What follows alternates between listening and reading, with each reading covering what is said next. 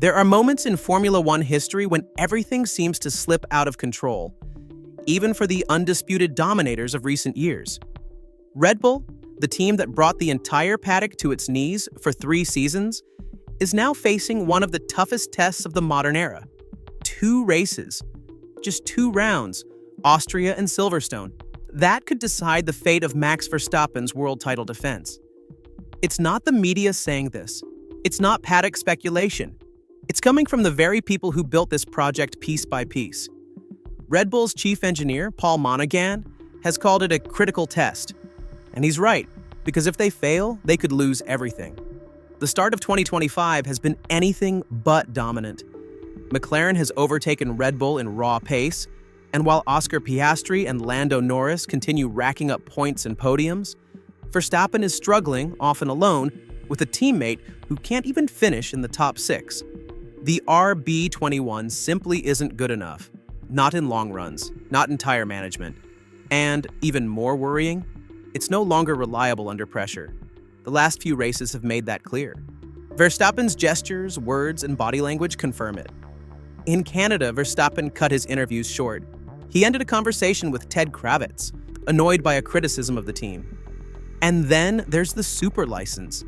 If he makes another mistake before the end of June, he risks an automatic suspension. The world champion is tense and it shows, but behind the nerves, there's something deeper.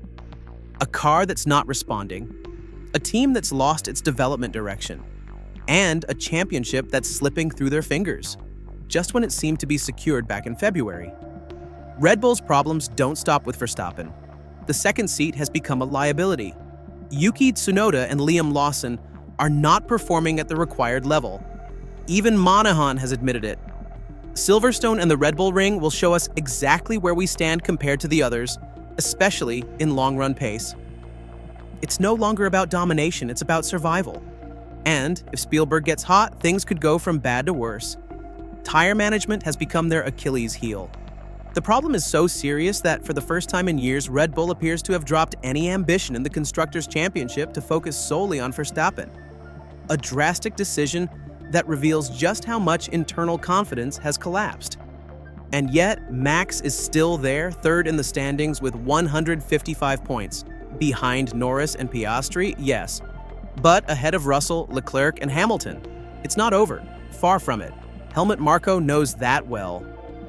Behind the scenes, he's already thinking about the future. 2026 is a major question mark. Verstappen might stay, sure, but nothing is guaranteed. Mercedes and Aston Martin have tried, but both options seem closed for now.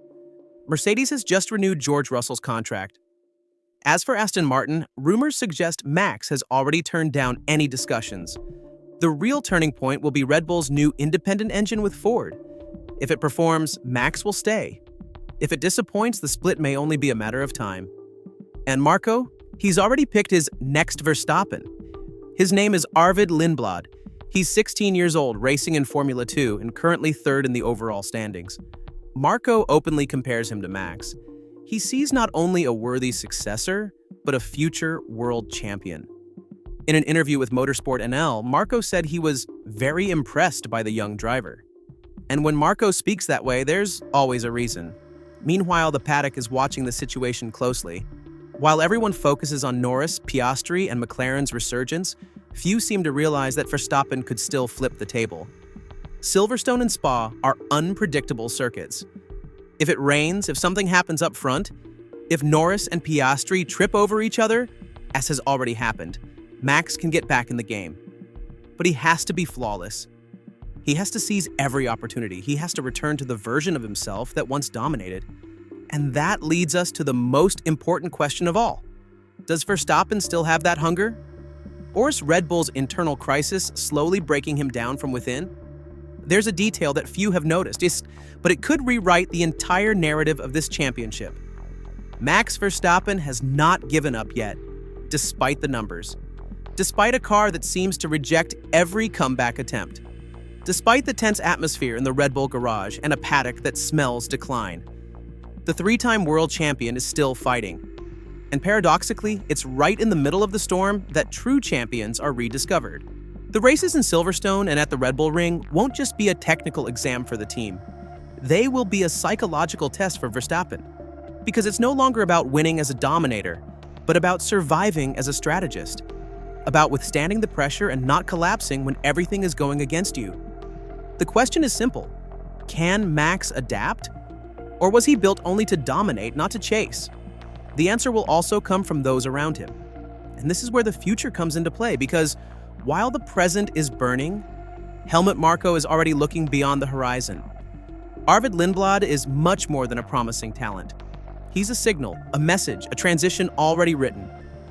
It's no coincidence that Red Bull gave him a super license before he turned 18 and already plans to put him on track for free practice this year.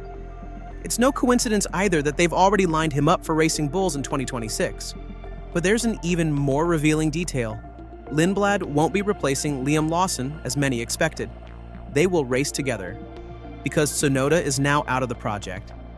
Hajar, currently one of the brightest rookies on the grid, is ready to move up to the senior team. And that can only mean one thing. Red Bull is building the next generation, and they're doing it without hesitation. Verstappen is still the present, but the future is knocking, loudly. And what if there's a connection between the pressure Max is now feeling and the growing awareness that the team is already planning for a world without him? No one will say it out loud, but just look at his eyes during interviews, his brief responses, the tension, and you can sense that something inside Max is changing. The problem isn't speed, he still has it. The problem is the spark, that light in his eyes that at times seems to have faded. What complicates things even further are the numbers. Piastri leads the standings with 198 points.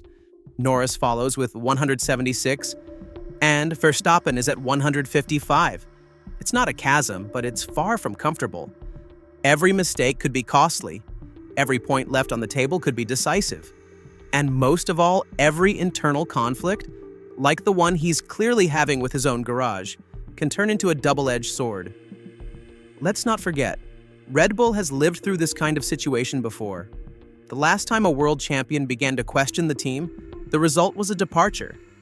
Remember Sebastian Vettel in 2014? An uncompetitive car, new technical rules, and a young Daniel Ricciardo putting him under pressure. A year later, Vettel was at Ferrari.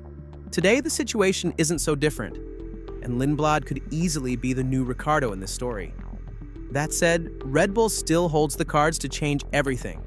The performance of their new independent engine for 2026 will be crucial. If the package is competitive, Max stays. If it flops, the exit is inevitable. But there's another aspect too. Reputation.